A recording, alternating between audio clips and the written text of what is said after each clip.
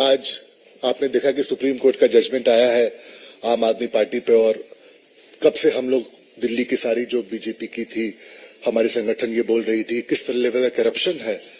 आज वो करप्शन एक लेवल से प्रूव हो रहा है, और दिल्ली के आगे क्या है उसका डिटेल में हमें बताएंगे सुधांशु त्रिवेदी जी, हमारे senior spokes person, senior leader, हमारे मेंबर ऑफ पार्लियामेंट। सुधांशु जी। मित्रों, कट्टर ईमानदारी के किरदार के जो भारत रत्न के प्रत्याशी थे बकौल केजरीवाल साहब, तो उन्होंने मनीष सिसोदिया जी के लिए कहा था ना कि भारत रत्न उन्हें मिलना चाहिए। तो भारत रत्न के प्रत्याशी पूर्व मुख्यमंत्री,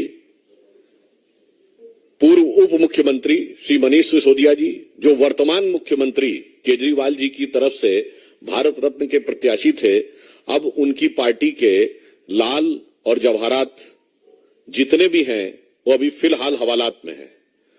और पिछली सर्दी से इस सर्दी का मौसम आ गया, इस दरमियान 6 बार उनकी बेल एप्लीकेशन रिजेक्ट हुई है, 6 बार जमानत की अर्जी रिजेक्ट हुई।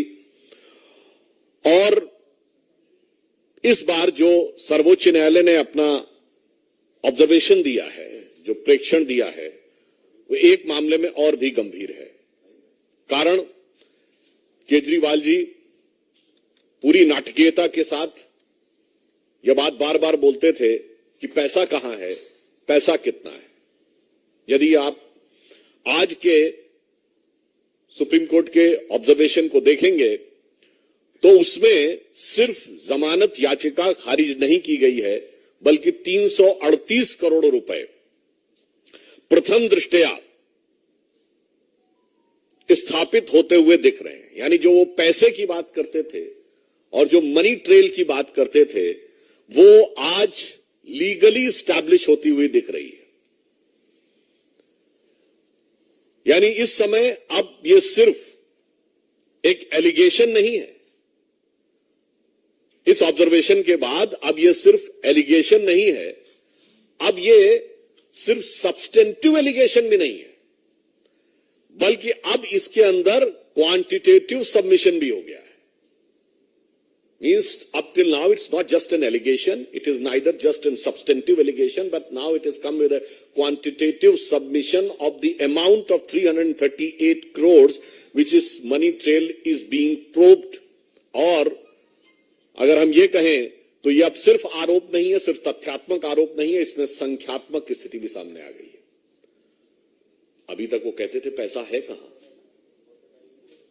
वो जितनी भी बातें करते थे केजरीवाल साहब, तो पैसा मीडिया की रिपोर्ट में नहीं बताया जाता, पैसा जांच एजेंसी बताती है न्यायालय के सामने, और न्यायालय के समक्ष उपस्थित साक्ष्यों के माध्यम से यह पैसा उजागर हो रहा है। अब मुझे लगता है केजरीवाल जी की सरकार को बताना पड़ेगा न्यायालय को कि पैसा कहां है, ये शराब घोटाले का पैसा कहां है। लगता डूब गया है पैसा। वैसे शराब में बहुतों का पैसा डूबता है, उन्होंने दिल्ली की आम जनता की कमाई का पैसा भी डुबोया है, और मुझे लगता है कि वो ऐसे डूबे होंगे कितनी आसानी से इसमें उबरने का चांस नहीं है। जो कहा गया ना कि शराब के लिए कि हजारों घर हैं डूबे बोतलों के बंद पानी में, जो इसमें डूबे वो न उबरे जिंदगानी में। तो I am having serious doubts कि whether they will be able to overcome out of this case of corruption. अब एक और बात है, आपको ध्यान हो कुछ दिन पहले जब अमित अरोड़ा, जो इसमें वन ऑफ द आरोपी हैं, जिन्होंने बात कही थी कि सारी बात मुख्यमंत्री के उपस्थिति में हुई थी, इससे अब यह भी साफ हो जाता है कि इस कट्टर ईमानदारी के किरदार में कितनी चोरी है और कितनी सीनाजोरी है। महत्वपूर्ण बात यह भी है कि उत्तरोत्तर भ्रष्टाचार के आरोप तथ्यात्मक दृष्टि से स्थापित होते चले जा रहे हैं, उत्तरोत्तर जमानत याचिकाएं खारिज होती चली जा रही हैं, परंतु फिर भी, जिसे एक हिंदी की कहावत होती है, देखिए इसलिए मैं कह रहा हूं वो तो कोर्ट के द्वारा प्रूव होगा, पर जो प्राइमा फेसिया दिख रहा है, कहावत है वो लागू होती है, चोरी ऊपर से सीना चोरी। ये इस समय आम आदमी पार्टी के कैरेक्टर में बहुत साफ दिखाई पड़ने लगा है। इसलिए, और मैं तो बल्कि ये कहूंगा कि चोरी और सीनाजोरी के साथ साथ वो इसके अंदर एक नाटकीयता का पुट भी देने का सदैव प्रयास करते हैं। कभी शहीद भगत सिंह जी के परिवार वालों का आपत्ति आई थी, उनकी फोटो लेके चलने लगते हैं। कभी शराब घोटाले में लिप्त पार्टी, एक पौवे के बदले दूसरा पौवा फ्री देने वाली पार्टी, महात्मा गांधी की समाधि पर जाकर कसम खाती है कि हम ईमानदार हैं। अरे भाई, ईमानदारी और बेईमानी छोड़ दीजिए, एक पौवे के बदले दूसरा पौवा दिया है तो नीति थी ना। तो गांधी जी को उसको बीच में क्यों ला रहे हो, जिनका कि जन्मदिन ड्राई डे होता है और गांधी जी का जन्मदिन पे नजारत। तो इसलिए मैंने कहा कि चोरी, सीनाजोरी और उसके ऊपर से यह नाटकीयता, ये आम आदमी पार्टी का स्वाभाविक सहज चरित्र बनता चला जा रहा है। इसलिए अब हम आम आदमी पार्टी से और केजरीवाल जी से हम पूछना चाहते हैं कि बताइए वो पैसा कहां है, वो 338 करोड़ रुपए जिसके बारे में आज न्यायालय के प्रक्रिया के दौरान प्राइमा फेसिया वो दिखाई पड़ रहा है कि उसका गबन हुआ है या करप्शन हुआ है। तो अब दिल्ली की जनता पूछती है कि केजरीवाल साहब वो पैसा कहां है, उसे बताइए और इधर उधर की बातें मत करिए। और स्पष्ट रूप से सुप्रीम कोर्ट को भी बताना होगा संवैधानिक दृष्टि से और वैधानिक दृष्टि से, और दिल्ली की जनता को बताना होगा नैतिक दृष्टि से। Now it is become incumbent on the part of Aam Aadmi Party government and its chief minister Arvind Kejriwal ji constitutionally and legally to tell the Honorable Supreme Court that where is the money, and morally it is incumbent on their part to tell to common man of Delhi where is the money. धन्यवाद।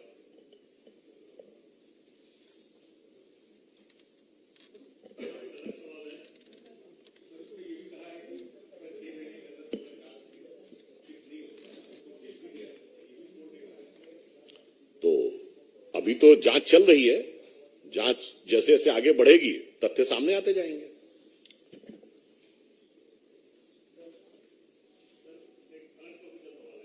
क्या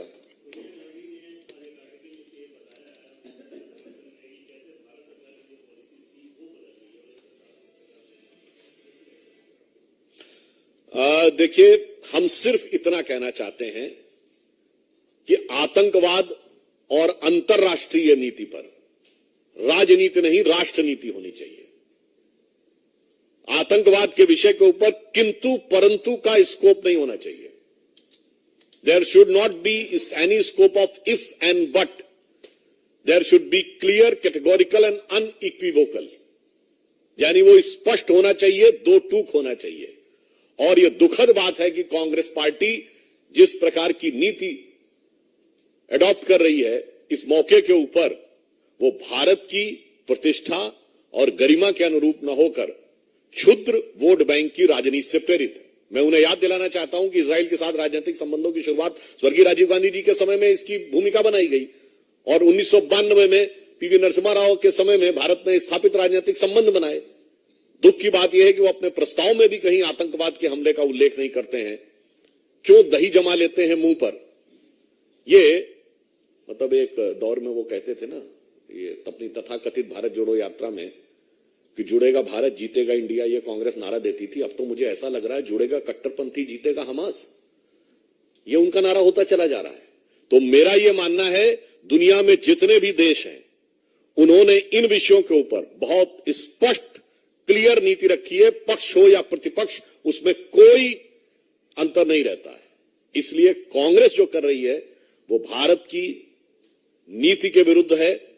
और हम ये भी कहना चाहेंगे, मैं याद दिलाना चाहता हूं, 1995 में जिनेवा में अटल जी गए थे समर्थन करने के लिए, नेता प्रतिपक्ष होते हुए, और नरसिम्हा राव सरकार का पूरा समर्थन किया था। विदेश में जाके, घर में आके कश्मीर के मुद्दे के ऊपर हमारा भयंकर मतभेद था।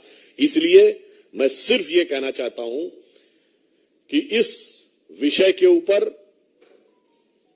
कांग्रेस को अंतर्राष्ट्रीय दृष्टि से देखना चाहिए। अगर मानवीय संवेदना है तो पूरी मानवीय संवेदना से देखना चाहिए। भारत सरकार का रुख एकदम स्पष्ट है कि हम फिलिस्तीन का एक स्वतंत्र राज्य के रूप में उसके अस्तित्व को स्थापित करने में इजराइल के द्वारा शांतिपूर्ण वार्ता के द्वारा सौहार्दपूर्ण सह अस्तित्व के साथ समर्थन करते हैं। अब जब न वार्ता हो, न शांतिपूर्ण हो, न सौहार्द हो, न सह अस्तित्व हो, तो इसमें कौन सी चीज उन्हें नजर आ रही है जो भारत सरकार की नीति के विरुद्ध है, यह उन्हें स्पष्ट करना चाहिए।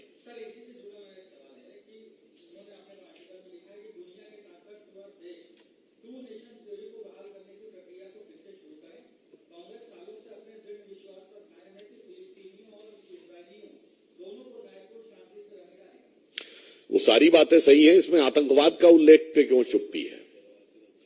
और उन्होंने दूसरे देश तो क्या, पहली बात तो इस देश के ऊपर इस मुद्दे पे मैं एक और बात आपसे पूछना चाहता हूं। इससे पहले आप बता सकते हैं कांग्रेस के किसी नेता ने आर्टिकल लिखा हो किसी अंतर्राष्ट्रीय समस्या पे? मुझे शोध करके बताइएगा कि इंटरनेशनल कॉन्फ्लिक्ट के ऊपर कांग्रेस के सीनियर मोस्ट लीडर ने पिछले हाल के वर्षों में कब आर्टिकल लिखा है। और ये तो भारत में कर चुके हैं। इसी के समकक्ष 26/11 हुआ था। और अब बैरक ओबामा ने अपनी किताब द प्रॉमिस लैंड में 2010 में अपनी यात्रा के दौरान डॉक्टर मनमोहन सिंह से वार्ता के आधार पर यह लिखा था कि भारत की सेना एक कड़ी कार्रवाई करने के लिए तैयार थी, मगर उस समय की कांग्रेस सरकार ने इसलिए कार्रवाई नहीं की पाकिस्तान के विरुद्ध, क्योंकि उन्हें लग रहा था कि इससे उपजे वातावरण से भारतीय जनता पार्टी को राजनीतिक लाभ न हो जाए। इसलिए देश की सुरक्षा और आतंकवाद से लड़ाई को राजनीति के नफे नुकसान के सियासी तराजू पर तौलकर मत देखिए, देश के दीर्घकालिक हित को ध्यान में रख के देखिए।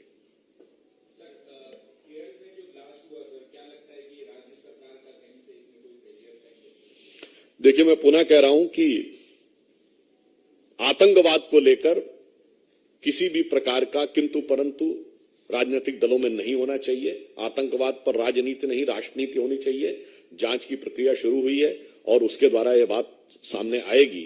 परंतु मैं यह भी कहना चाहता हूं, आतंकवाद को किसी भी प्रकार का व्यवहारिक नहीं नैतिक समर्थन देना भी, प्रत्यक्ष नहीं परोक्ष रूप से देना भी, किंतु परंतु कहकर देना भी मेरे विचार से मानवता के लिए भी घातक है, राष्ट्र की सुरक्षा के लिए भी घातक और संवेदनशील है।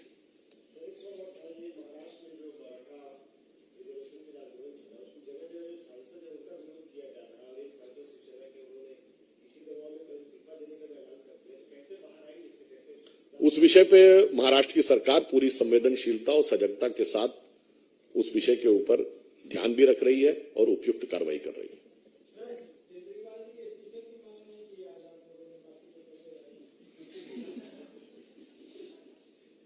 ऐसा है कि अभी तो शुरुआत हुई है, अभी पता नहीं क्या क्या निकलेगा। इस्तीफे से पहले तो उनके 3 लोग तो जा चुके, तो धीरे धीरे मोहब्बत करेगी असर धीरे धीरे वाली बात है। देखिए, पहले कौन गए? मंत्री। फिर एक स्टेप ऊपर गए, कौन गया?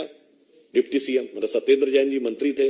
फिर उप मुख्यमंत्री जी गए, मनीष सिसोदिया जी। फिर संजय सिंह सांसद नहीं थे, संसदीय दल के नेता थे तो leader of the parliamentary party थे। तो अब देखिए धीरे धीरे क्या होता है। जांच एजेंसियां अपना काम कर रही हैं, जो जिस भी रूप पद पे होगा उससे निरपेक्ष रहते हुए वस्तुनिष्ठ ढंग से यानी ऑब्जेक्टिवली कार्रवाई होगी।